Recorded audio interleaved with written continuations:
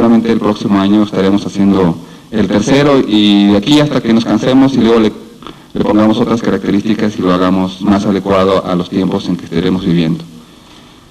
Les pido a todos un aplauso para recibir a la doctora Lucía Cordero Ruiz. Muchas gracias.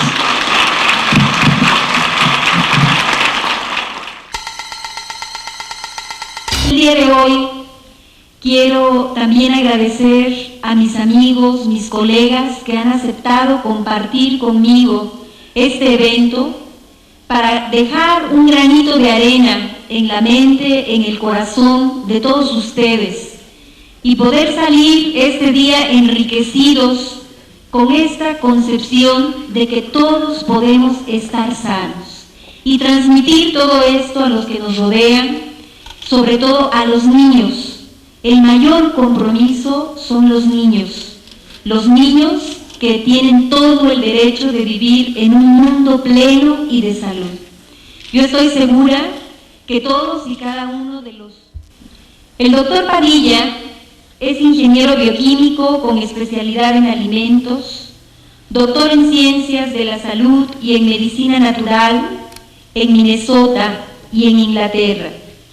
Es un médico, yo le denominaría a Mauricio uno de los pioneros y puntos de referencias más importantes que yo conozco de un modelo de médico integral, de terapeuta holístico, porque tanto sabe de nutrición, como sabe de cosmobiología, como sabe de iridología, como sabe de medicina china, como sabe de muchísimas cosas. Mauricio es un investigador nato, es asesor de una serie de instituciones internacionales y asesor también de la Secretaría de Salud en nuestro país.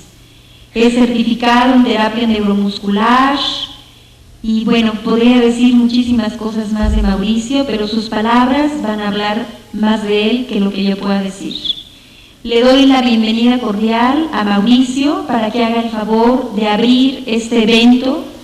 Agradecer a todos ustedes el esfuerzo que hacen, a pesar de ser un día viernes, un día de trabajo todavía, pero que están con nosotros para podernos entre todos enriquecer. Mauricio, bienvenido y adelante.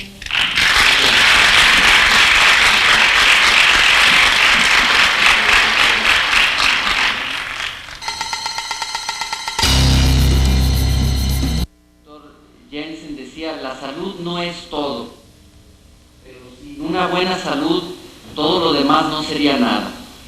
Y la verdad es que lo más importante de mi compartir hoy es un tema muy sencillo, que está muy bien documentado. Nuestra salud mayormente depende de nuestros hábitos.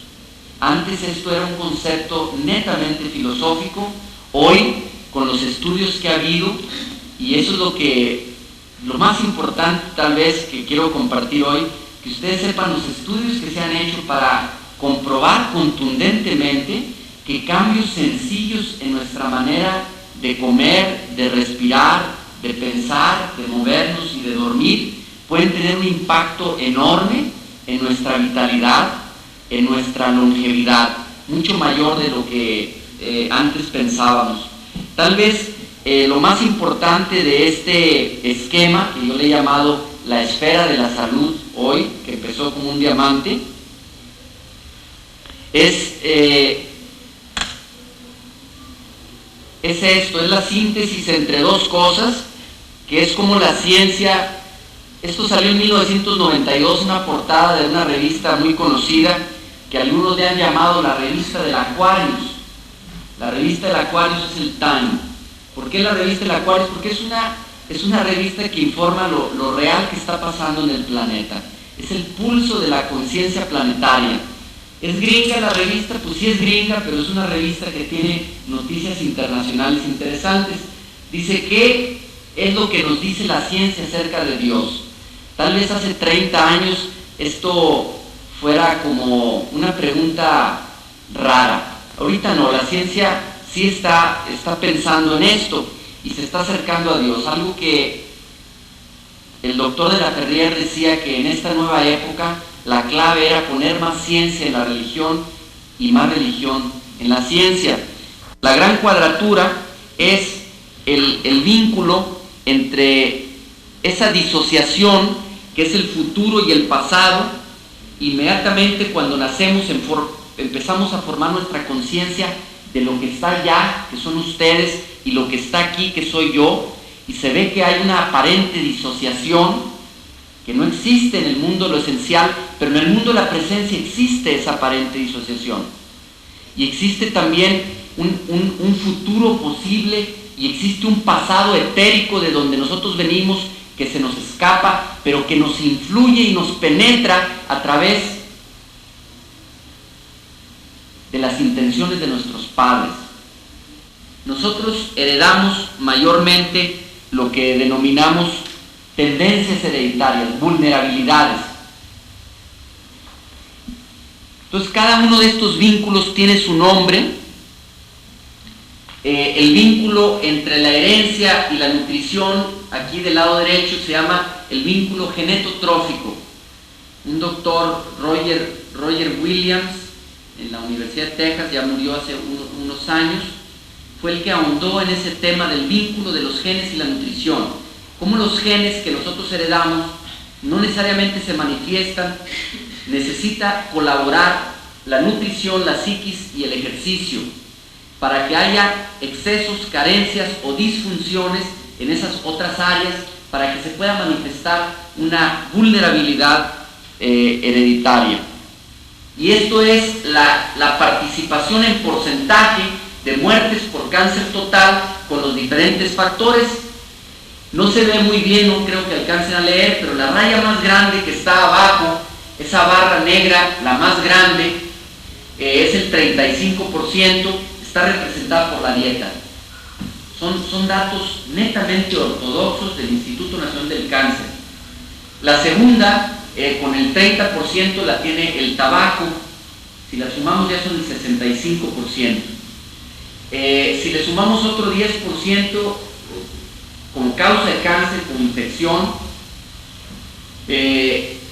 comportamiento sexual y reproductivo, aquí se refiere a la edad a la que empieza, sobre todo en cáncer cérvico-uterino, es importante la edad de la primera menstruación, que no se controla tan fácil, pero que depende mucho de la cantidad de proteína y grasa animal que la persona esté comiendo.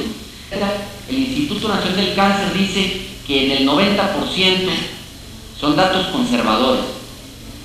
Depende del ambiente en el que nosotros vivimos, no solamente psíquico, que también influye, como lo vamos a ver, sino fisiológico.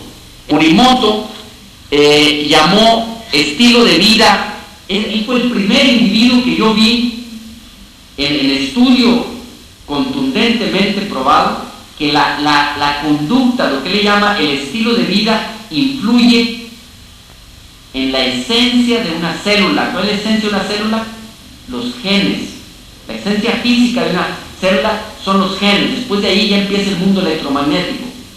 Los genes, el ADN, es la molécula más inteligente en la célula. Que la conducta, que es algo que depende de nuestra mente, intenciones, valores, educación, propósitos, etcétera, que eso influya y toque el ADN, se me hace muy vital esta información. Él lo que hizo fue que separó 3 grupos de gente: los que se portan muy bien, los que se portan regular y los que se portan mal. Y vieron que el grupo que se porta bien, es decir, que tiene hábitos de vida sanos, sus genes están protegidos, sus genes tienen mucho menos daño mutagénico. Eso es sumamente importante. Pone en nuestras manos la salud. Cáncer, enfermedad psicogenética. Ahorita no hay ninguna duda. Después de él vino un gringo, radiólogo, Carol Simonton, que tuvo múltiples experiencias de cómo la mente influye en el sistema inmune. Experiencias de predisposición de cáncer, experiencias de sanación de cáncer, utilizando visualización. Él puso un centro que ahorita está en Dallas, junto con su esposa, que tratan pacientes con cáncer con la dimensión psíquica, visualización, etc. Y en el tiempo que todavía no se comprobaba el vínculo, esto era en la década de los 70 por ahí. Y ahorita vino, Roger H. García debe estar antes de Simonton, porque fue el primero que usó esa palabra. Después vino Robert Adler y Nicolás Kocher, el número 4, que ellos ya nombraron la ciencia que estudia el vínculo entre la mente y el sistema inmune, que se llama psico-neuroinmunología. Tus pensamientos influyen en el sistema nervioso y el sistema nervioso altera el sistema que maneja las defensas, que es el sistema inmune. Nosotros podemos decir, oye, pero es que eso es lógico, completamente lógico. Sí, nosotros sí, pero en la ciencia eso no estaba comprobado. No había documentados los caminos que conectan la psiquis con la psiquis y sistema nervioso con el sistema inmune. Ustedes leían un libro de inmunología antes de 1980 y no decían nada absolutamente de la mente, ¿sí? Lo que ellos le llaman la red de apoyo social, ¿sí? Que te detienes como una red. Hemos visto en los circos cuando se cae una persona trapecista y cae una red, bendito sea Dios, te salvó la santa red. Bueno, esa red es esta red, la red de apoyo social. Ha habido una multitud de estudios después de Leonard Sain que comprueban que si tú tienes amigochos del alma, tus genes brincan de contentos. Tus genes se defienden de la enfermedad de una manera muy importante, un poco misteriosa porque no sabemos todos los mecanismos de cómo sucede eso, ¿verdad? Y cómo empezar a ayudar al individuo, no solo psíquicamente en su educación, sino físicamente, cómo cambiar su entorno para que ese niño tenga un destino diferente, ¿sí?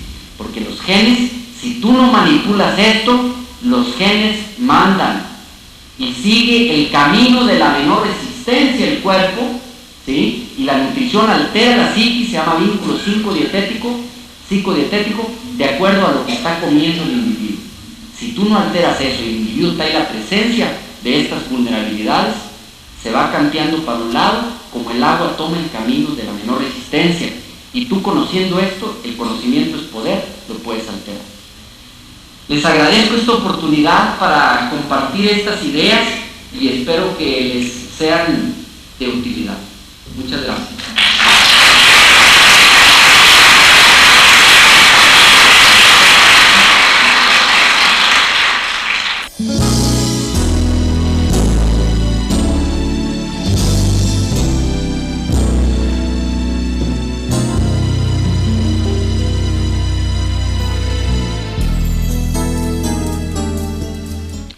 Quisiera abordar este panel y pedirle a todos y cada uno de nuestros panelistas que aquí nos acompañan su punto de vista sobre cuáles son las diferentes herramientas para alcanzar esta salud integral.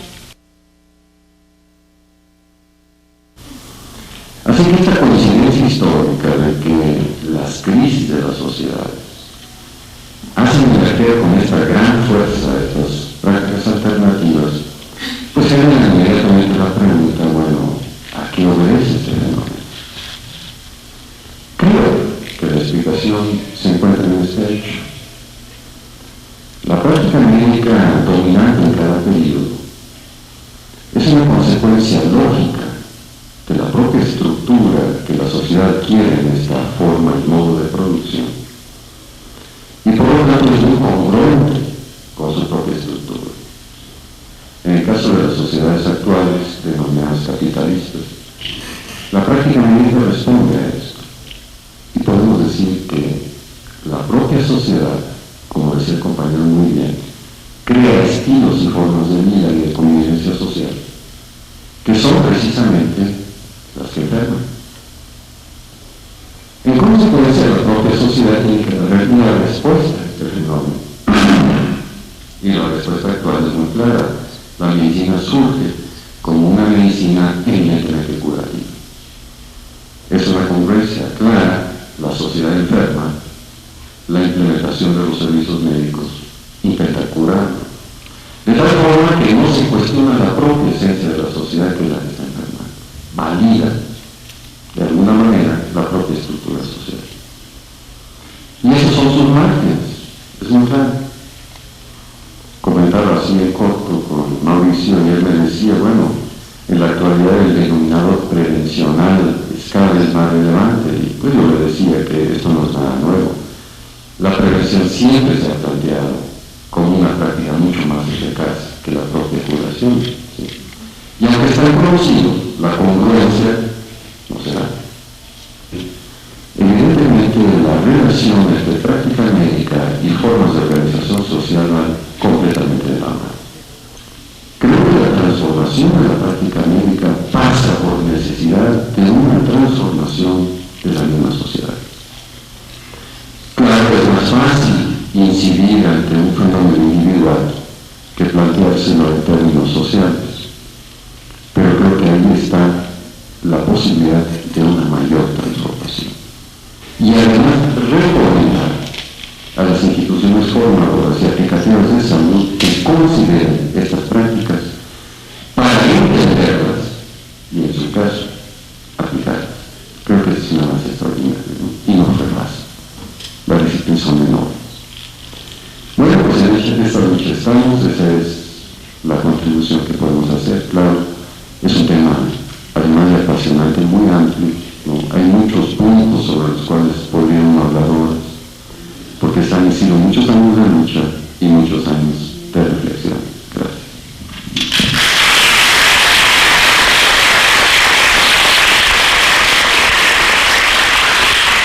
Nos estamos dando cuenta que lo emocional es el eje fundamental, uno de los ejes fundamentales para conservar nuestra salud. ¿Qué nos dice doctora María del Amor? Y los enfermos dan información, ¿verdad?, de lo que los aqueja en términos médicos, pero poco reportan de su vida emocional. Poco reportamos acerca de esto como si estuviéramos divididos, ¿no?, mente y cuerpo, ¿sí? Esa prolongada dicotomía, ¿verdad? Y peor aún, como si nuestro cuerpo no tuviera ninguna relación con el resto de nosotros mismos. Lo que pasa es que generalmente las personas no han empleado su conciencia y no se han dado cuenta que lo que nos aqueja, ¿sí?, el órgano que está afectado, esa parte que está afectada de nosotros, nos está gritando, nos está diciendo, quiero mandar un mensaje, ¿sí? Y nosotros no nos damos cuenta, incluso lo vemos como una enemiga, ¿sí? La enfermedad es nuestra enemiga, no nuestra amiga. Entonces hablamos en esos términos. Por lo tanto, buscamos pidiendo un remedio, ¿no? Remedio. ¿Y qué es un remedio? Un remedio es un medio para volver a como estábamos, ¿sí? Cuando a lo mejor, precisamente como estábamos, es porque nos enfermamos. Para nosotros, con este enfoque, ¿verdad?, pretendemos ayudar a que el ser humano se haga responsable de su enfermedad y entienda el mensaje que ésta le trae a toda su persona, aprovechando una vía regia para trabajar con toda la estructura caracterológica de quien nos consulta. Nosotros sí quisiéramos aclarar, no estamos proponiendo un tratamiento para ninguna enfermedad. Nosotros proponemos un camino, es un método. Como decía Luisa al principio cuando estaba dando las palabras de bienvenida, nosotros somos facilitadores, como dice también Sheldon Kopp, somos mostradores de caminos. Y nosotros lo que pretendemos es ayudar a la curación, a la sanación. El cuerpo tiene un discurso que se hace personal e individual en el diálogo con el órgano de cada sujeto. Esa sería como una propuesta de trabajo, ¿sí?, que tenemos de manera muy reciente con la psicoterapia gestal. Quisiera nada más decir esto para terminar. Nuestro mayor empeño, ¿sí?, es permitir que la persona, si se acerca a un terapeuta gestal, logre darse cuenta de la relación de totalidad que hay en ella, su organismo, sus emociones, sus expectativas y las teorías que han orientado su vida. Entonces yo quiero invitar al doctor Roberto González, que además de ser un gran estudioso, yo considero que el doctor Roberto tiene y ha aportado o está aportando algo muy valioso, que es la traducción precisamente de los textos antiguos. No sé qué le ha pasado a Roberto cuando estuvo traduciendo el libro Neji, que fue escrito aproximadamente en el año 200, 300 de nuestra era. Entonces Roberto debe de estar profundamente metido en ese pensamiento antiguo, integrador, y considero que la medicina china va a ser, y ya lo es, y va a ser en el futuro, un eje muy importante para esas cosas que no entendemos, amor, que no sabemos cómo, pero funciona. Y hace rato comentaba Lucía que bueno, que qué fue lo que me pasó a mí cuando estuve traduciendo el Neijing. El Neijing es una obra que sintetiza todos los conocimientos sobre medicina, y más que sobre medicina, es la aplicación de la filosofía al concepto de salud y enfermedad, la filosofía antigua de China, filosofía hecha por gente pensante igual que nosotros, pero que bueno, que tuvieron la posibilidad de estar al menos en una situación diferente a la nuestra, y pues gente que creó toda una cultura.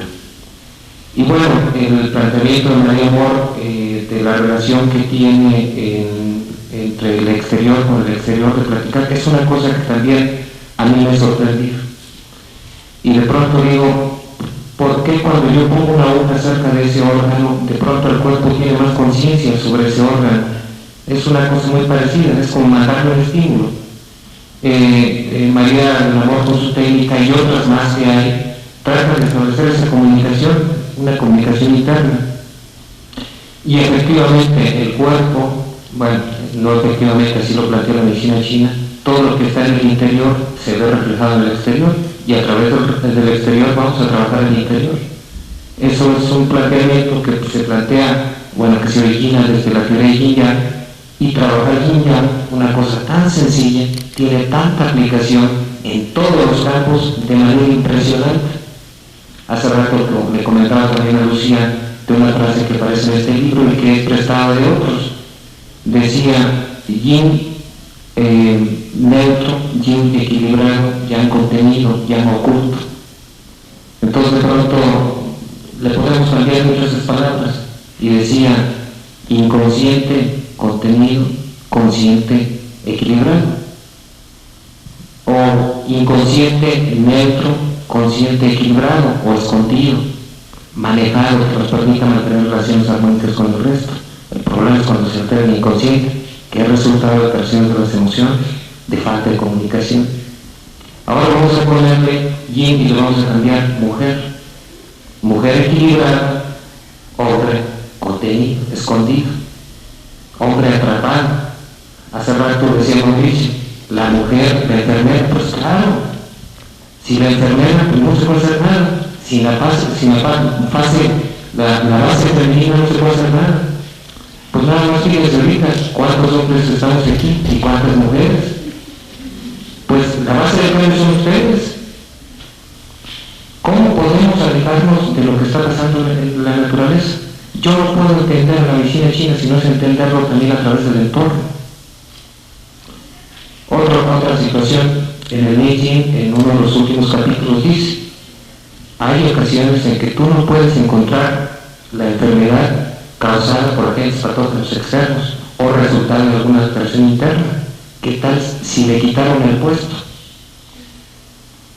El bajar el puesto, pues es una situación que lo va a obligar necesariamente a caer en un estado depresivo. Entonces ve también los elementos en la sociedad. Este modelo que nos planteaba Mauricio en la mañana, bueno, en la primera intervención, donde ponía un círculo alrededor, es el símbolo del Tao. Es la gran frontera, de hecho es el Tai Chi Tu, así es como se conoce, el símbolo de la gran frontera grandota y la gran frontera chiquita. lo que está, dice, el Tao contiene todo y está contenido en todo. Entonces, justamente es eso, no podemos estar aislados en nuestro entorno. Y esa gran frontera cosmobiológica que nos marcaba justamente es el Tao universal. ¿Y por qué nosotros tenemos que recibir la influencia de todas las estrellas? Todos nosotros estamos participando, somos el reflejo, nuestras moléculas están actuando de la misma manera al unísono de todo lo que está pasando en el universo. Así somos. Entonces, bueno, quizá otra vez voy a decir, mi planteamiento desde el contexto de la medicina china sea un poco arrogante. Pero bueno, es porque es un sistema totalmente holístico y en el cual, así como el Tao, incluye a todo, la medicina china de pronto puede explicar todos los fenómenos de las otras medicinas. Por eso de pronto se antoja la medicina china como un sistema que permite la comunicación entre todas las medicinas. Por ejemplo, nosotros estamos trabajando con medicina occidental, homeopatía y medicina tradicional china. Consta, no estoy diciendo acupuntura, porque la acupuntura es solamente un aspecto terapéutico. Y podemos explicar bien el fenómeno de la medicina occidental, bien el fenómeno homeopático, bien el procedimiento que están haciendo los naturistas, algunos procedimientos de medicina tradicional mexicana, digamos que son los que conocemos, se pueden explicar bien puenteándolos a través de la medicina china, sin perder ninguno de ellos su esencia.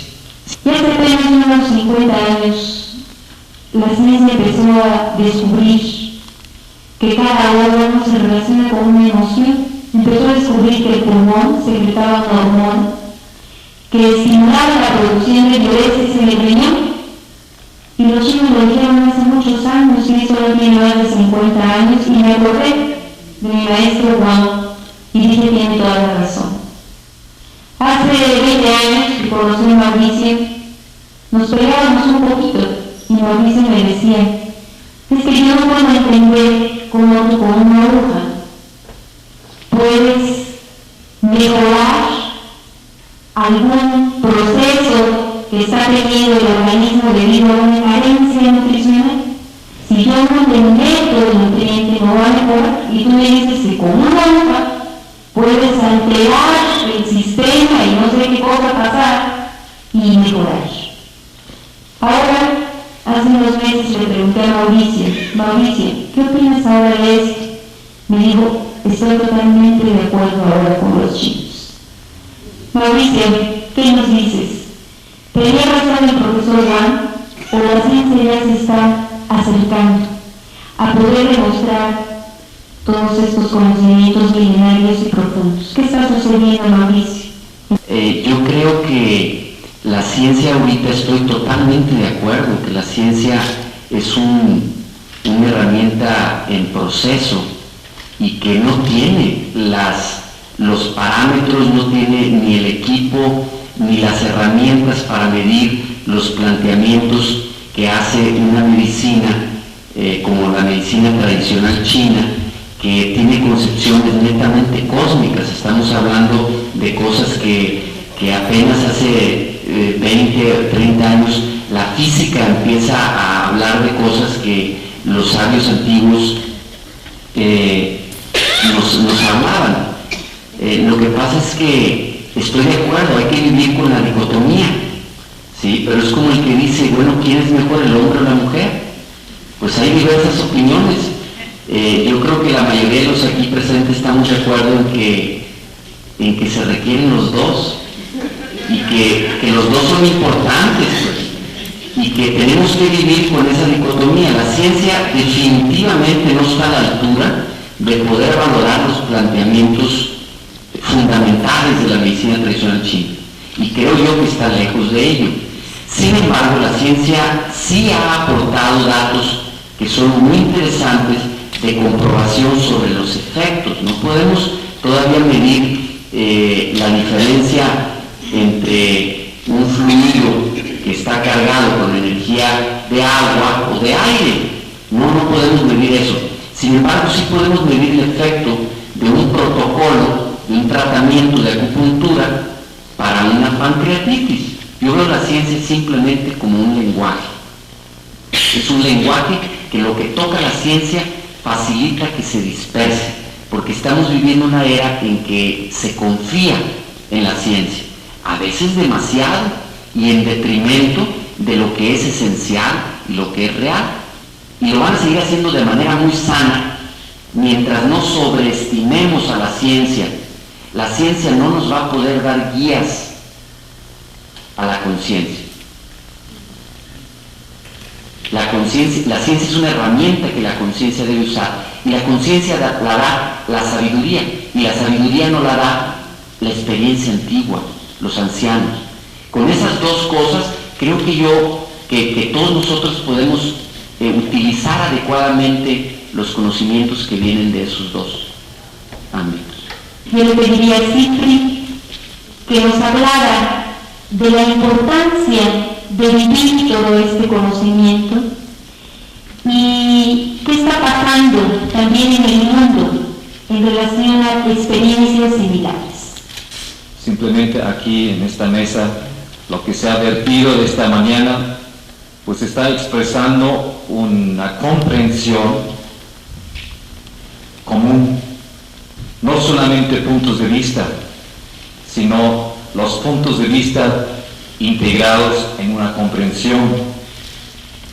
Y se ha mencionado pues este elixir que nos ha dado Mauricio. Para mí fue un elixir de saber de qué manera a nivel de la investigación científica pues se aporta cada vez más algunos datos que nos reconfirman aquellos que no lo sabemos expresar con tanta elocuencia, pero aquello que siempre hemos sabido y que hemos experimentado de alguna manera, y como las antiguas tradiciones nos están transmitiendo.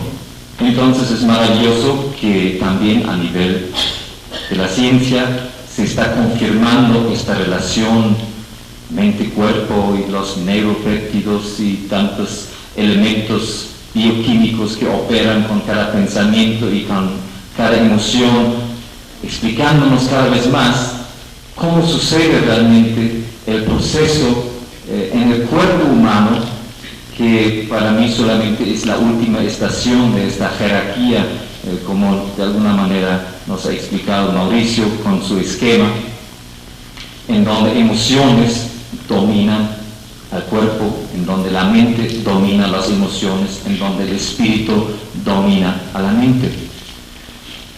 Y comprender esto y la búsqueda de cada uno con su forma de acercarse a esto, pues empieza a ser pues una sinfonía de lenguajes, ya no tan discordantes como en su momento haya sido por parte de que aquellos que estaban más conectados con el aspecto energético, espiritual de la curación, pues decían que todo lo de la ciencia realmente no sirve porque no logra reconocer aquel antiguo conocimiento, y aquellos muy polarizados en la ciencia pues no reconocían ninguna forma de curación más allá de lo visible y comprobable. Y esto está cambiando, que en vez de tratar el cuerpo como una máquina que piensa, que ciertamente no lo es, aunque tiene sus partes estructurales que hay que atornillarlo y meterle su aceitito por allá, etc. Pero, a final de cuentas, este cuerpo obedece, en otro sentido, a toda esta maravilla de los 6 trillones de reacciones bioquímicas por segundo, en donde podemos ahora sí imaginarnos qué es lo que sucede en este núcleo del gen cuando contemplamos un paisaje bello, armónico, natural, o cuando estamos en una situación discordante o una situación contaminante, etc. Lo cual no significa que vamos a huir de estas situaciones, eso es parte también de nuestra realidad. Pero saber enfrentar todo desde otro ángulo, desde otra fortaleza, pues eso es lo que un terapeuta de esa naturaleza pues va enseñando, porque él se convierte poco a poco en un instructor, y creo que con esto es suficiente. Yo le pediría a Hernando Navarro, que ha sido un investigador y un estudioso de todas estas ciencias sagradas y que nos está aportando herramientas muy reales y muy sólidas en el camino de la sanación, nos platicara del arte sagrado de la curación. Todo lo que se ha vertido esta mañana nos ha planteado una bella tesis, una tesis alternativa de un concepto que es medicina integral, medicina holística, y hacia el final, si se dan cuenta de las exposiciones, como cada uno que va exponiendo va tomando del anterior y va sintetizando en sí mismo, enriqueciendo su ponencia, entonces vamos llegando poco a poco a una síntesis. Entonces yo quisiera, si ustedes me dan permiso, de tratar de llevar esta concepción tan bella, tan maravillosa, y a cuya comprensión gracias a la ciencia nos vamos acercando poco a poquito cada vez más, tratar de llevarlo a una experiencia entre los que estamos aquí. La realidad nos indica que todo cuanto existe está unido y circula y se recicla de una forma maravillosa. Pero ese estado de separación del individuo con el resto del universo nos crea una sensación de soledad y es un dolor primario en el cual todos estamos inmersos. El restablecimiento de la unidad conscientemente de la partícula con el todo es la salud. Eso es la salud. Salud, iluminación, ascensión, redención, fusión, integración, amor universal, etcétera, etcétera, estado divino, son sinónimos. Es lo mismo.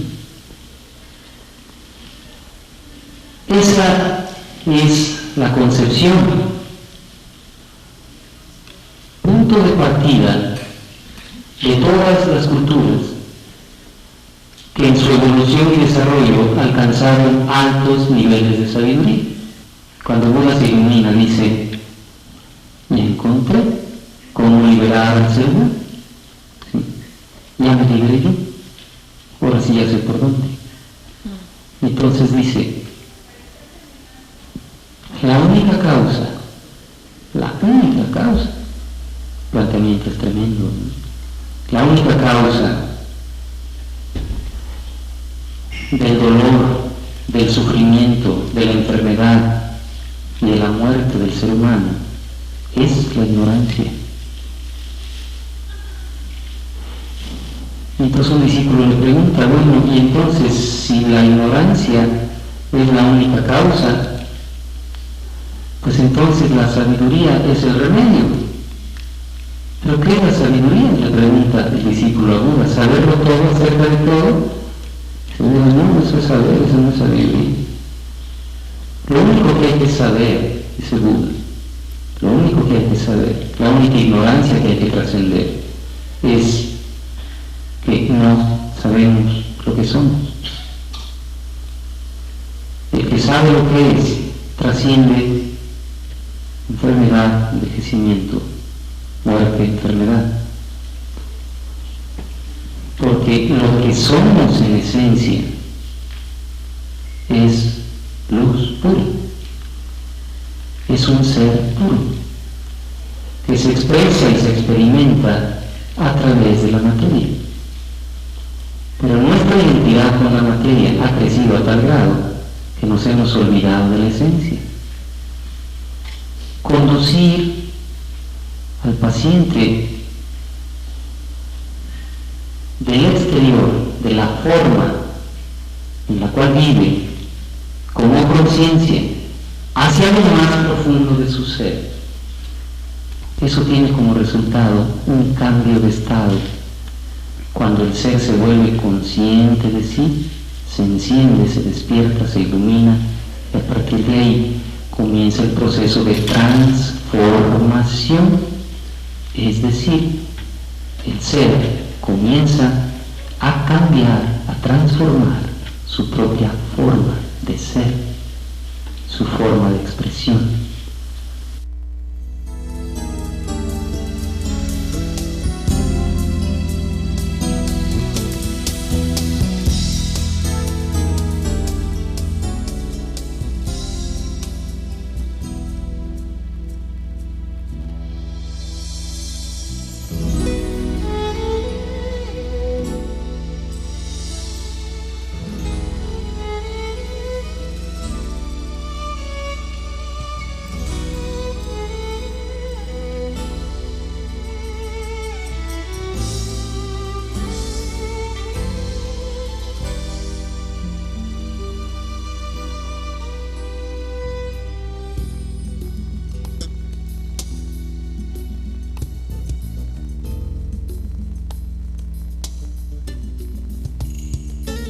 Viendo las cosas desde ese ángulo, la iniciación del desarrollo humano pues no son otra cosa más que la comprensión del proceso humano para aprender a manejarlo bien, correctamente y vivir con más armonía, con más facilidad dentro de este gran cuerpo social.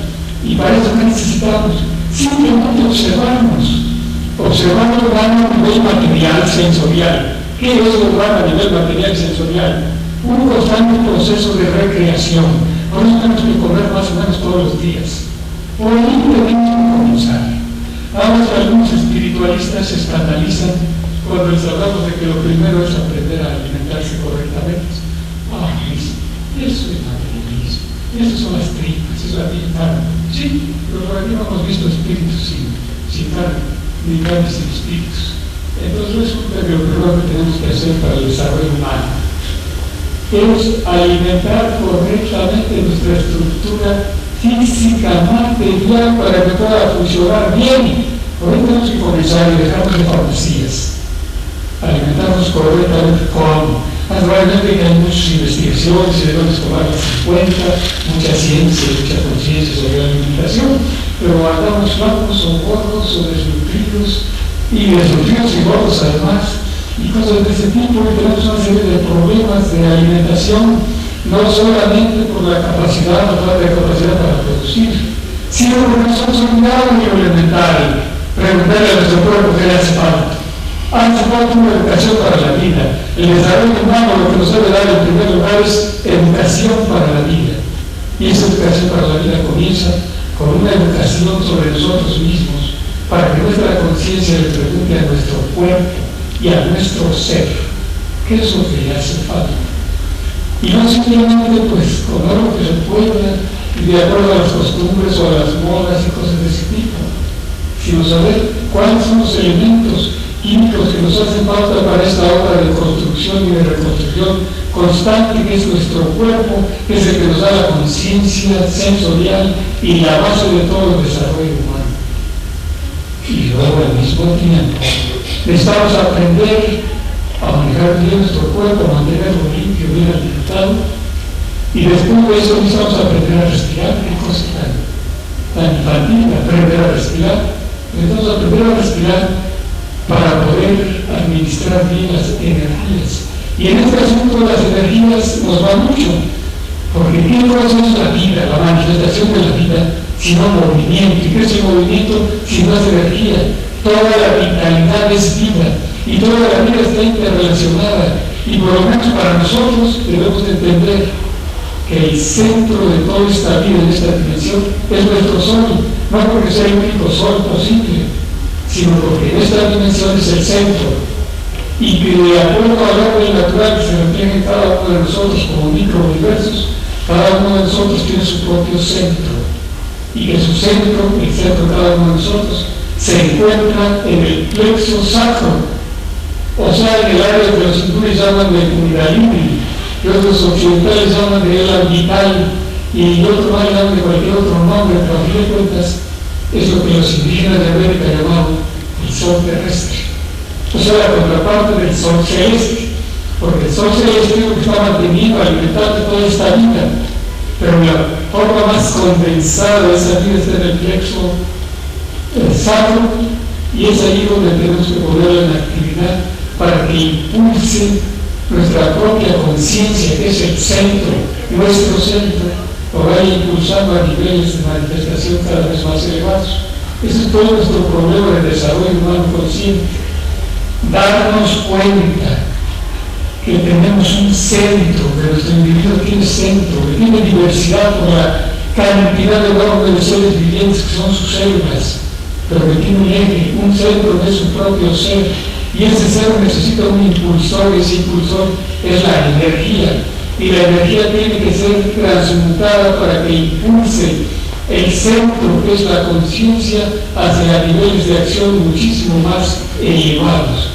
Y eso es todo el problema del desarrollo humano, el desarrollo de la conciencia, la conciencia como centro, el individuo como capacidad de darse cuenta, insisto, primero sensorialmente, después oralmente, después intelectualmente, y después místicamente y finalmente de forma trascendental.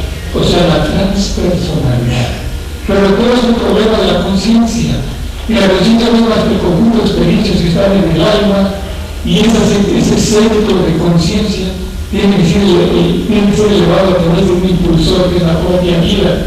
Y la propia vida no es otra cosa más que energía. Y esa energía tiene que ser transformada, tiene que ser refinada para ir elevando el centro de la conciencia. Ese es todo el trabajo del desarrollo humano consciente. Tal como planteó los yogis, que es muy parecido a esto, y también otras escuelas. Bien, ¿y cómo se hace todo eso? Nuestros indígenas en América Latina han amarrado al sol, como fuimos a escenificar a Perú hace poco, el 22 de junio, ¿no? Para recordar el pacto que tenemos con el sol, que a fin de cuentas no es más que el pacto con la vida, con la vitalidad, con la fuerza impulsora, con la energía que nos permite vivir. Y adquirir centro de conciencia y elevar el centro de conciencia y regresar a la fuente de donde provenimos, es decir, de donde provenimos con inocencia e ignorancia de nosotros mismos, y retornar conscientes a esa fuente. Ese es todo el problema de los humanos.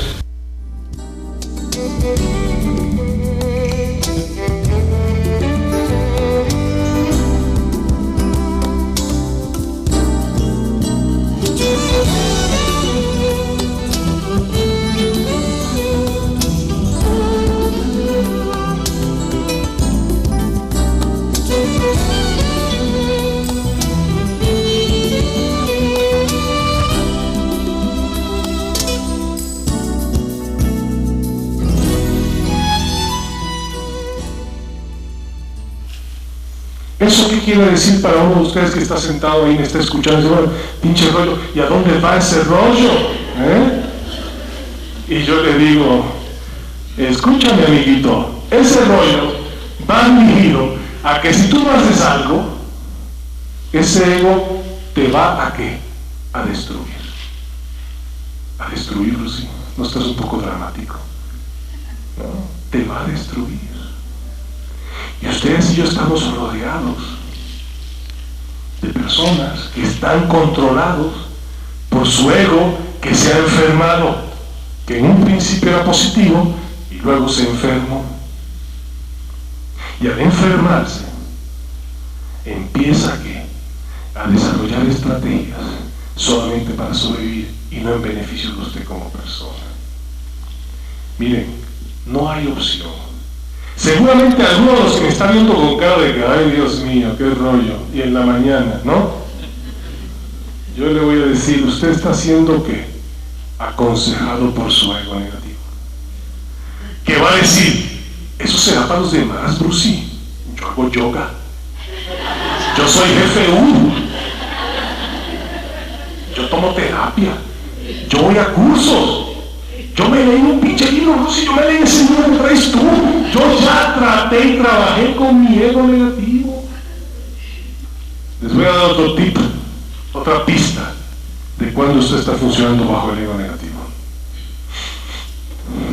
Cuando usted no se hace responsable.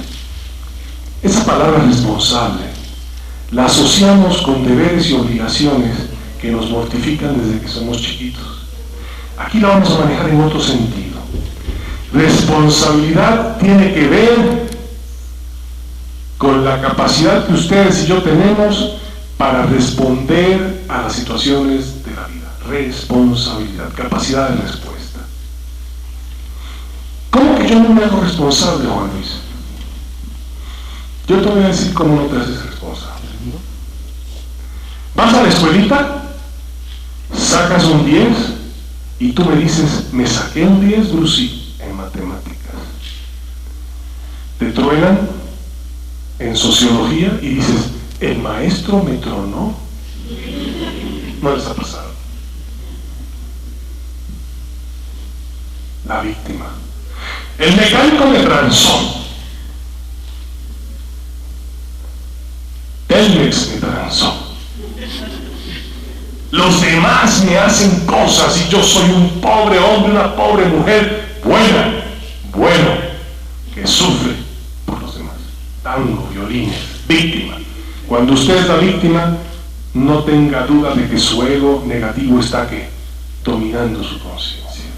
Ya dijimos, ser mejor o peor que los demás, no hacernos responsables o jugar a la víctima. Ya le di 3 tips. Ahora un cuarto tip.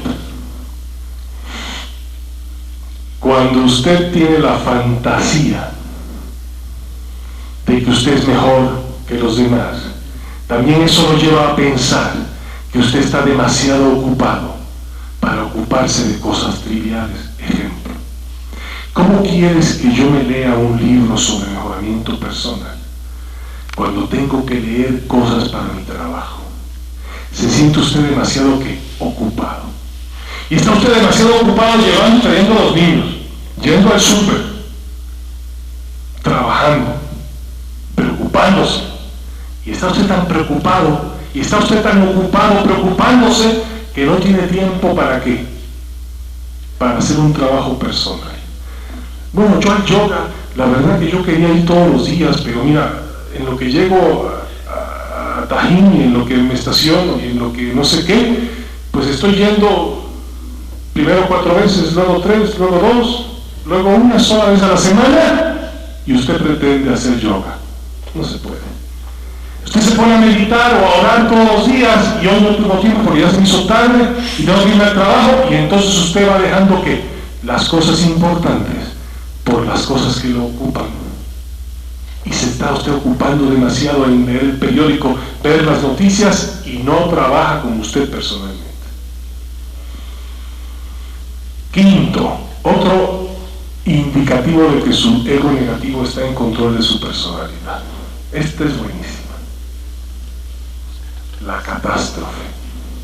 Al ego negativo le encanta coquetear con la catástrofe. ¿Cuántos de los que están aquí no han pensado en la catástrofe personal? Ejemplo, se levanta usted en la mañana y encuentra un nódulo en el brazo izquierdo, bolita de grasa, pero usted está seguro que es ¿qué?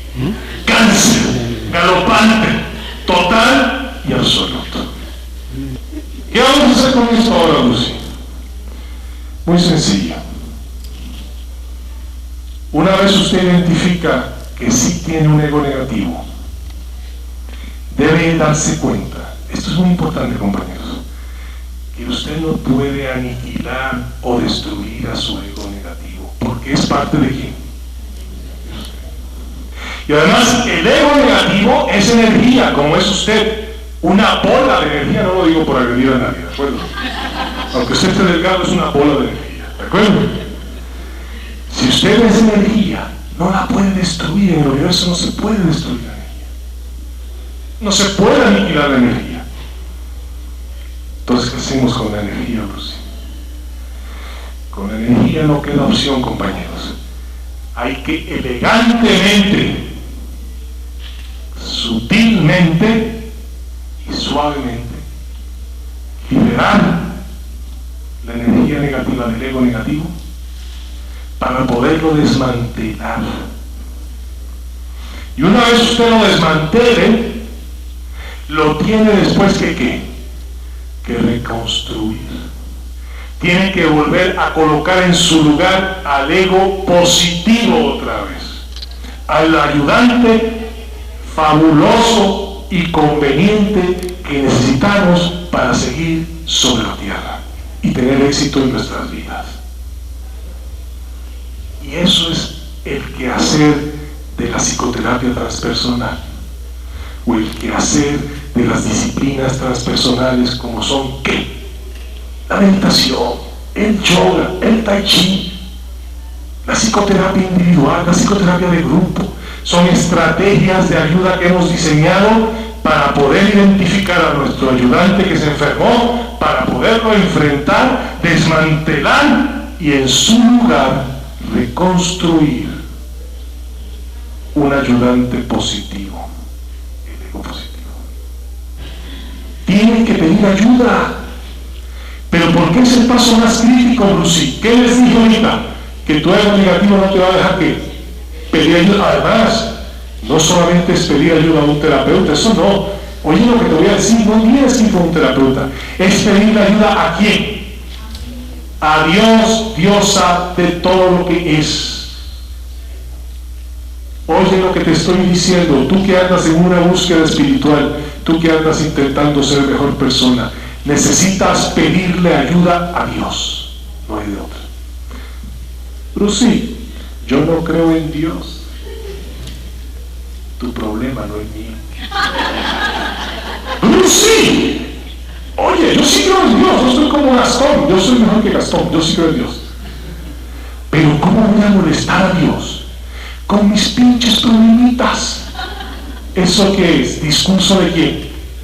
De tu ego negativo que te dice, ¿para qué molestas a Dios si yo estoy aquí para servirte? ¿Ah? No te vayas con la finta, le tienes que pedir ayuda a Dios, diosa de todo lo que es. Segundo, le tienes que pedir ayuda ¿a quién? A tu yo superior. No se olviden de tu yo superior. ¿Quién es el yo superior?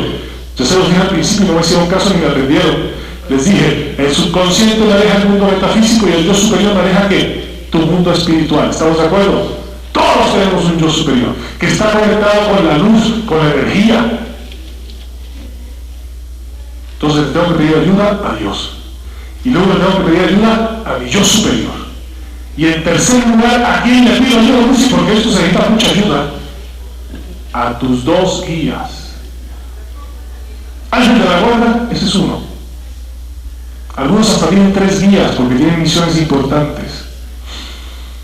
Le pides ayuda a tus consejeros, a tus 2 guías. Todos ustedes y yo traemos 2 energías que nos están ayudando a transitar por la tierra, porque esto de transitar por la tierra no es cosa fácil, es compleja. Oye, Bruce, pero entonces me tengo que volver un poco humilde para pedir ayuda.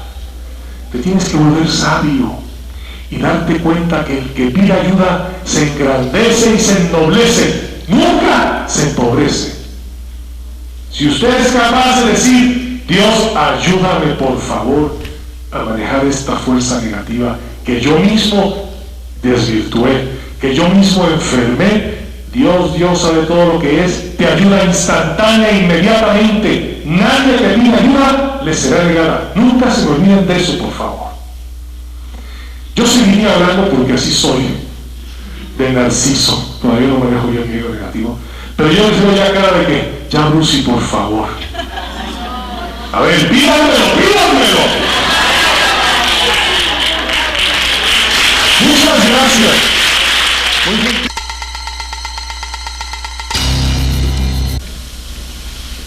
En la primavera de este año me encanté. Me siento al frente de él y me dice, ¿tienes cáncer? ¿Por qué? ¿Por qué? Me dice, eso es algo que tienes que saber. Ese sí sabe.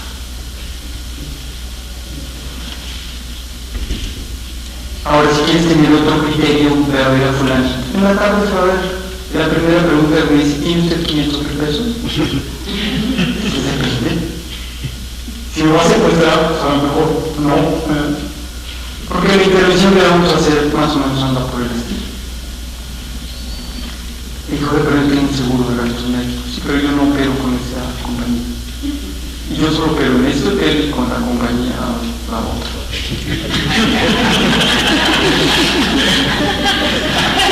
Esa es la estructura de poder, porque lo digo yo.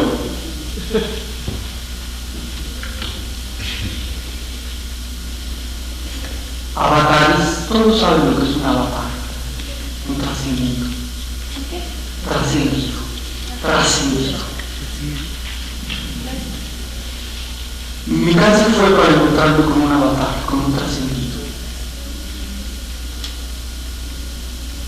Esos que ya rompieron la estructura del poder, incluso de la medicina.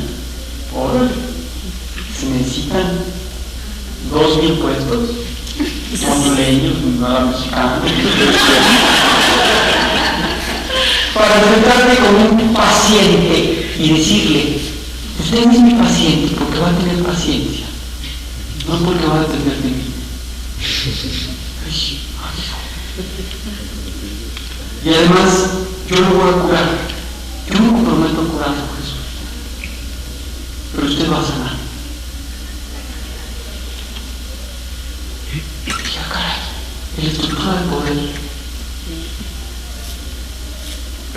mi primera tesis que presenté para la Universidad de Desarrollo Humano fue de cómo la estructura del poder termina con la relación del afecto. Claro, no me la aceptaron. ¿Ya ven? Me tengo que pelear con ellos, pues claro, para hacer realidad mi tesis.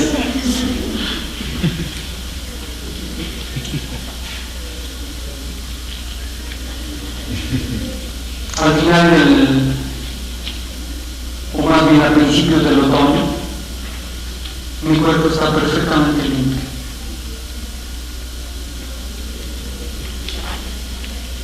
¿Qué pasó? Que cuando alguien pasó desde el Olimpo del poder y se convierte en un líder con rostro humano, sana. A mí José Luis Huerta me curó, pero José Luis Huerta influyó en mi sanación. La medicina con rostro humano.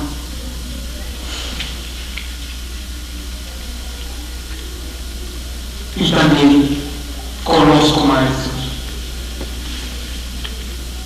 que ejercen su autoridad con rostro humano, aprendiendo con su alumno. A esto le llamo yo el despertar. A esto le llamo yo la conspiración. Conspiración.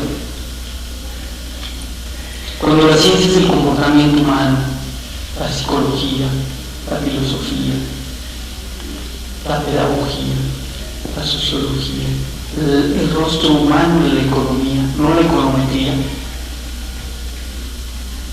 la ciencia política con rostro humano, se introduce en nuestras vidas y cambia nuestro rostro feroz de los indicadores por... Imagínate qué diferente. Tiene usted 500,000 pesos. Usted va a sanar. Yo lo voy a pagar. Y antes tenemos que descifrar el porqué. Yo tengo todo un librero como de 5 estantes de puros libros de sanación. Háganme un favor. Sanación. Los tengo todos. Si a alguien le interesa uno, se lo regalo, no me sirve. Pero qué diferente es leer en un libro o leerlo en tu cuerpo. Pero necesitamos al líder que nos despierte. Y claro, el líder tiene que estar despierto para despertar.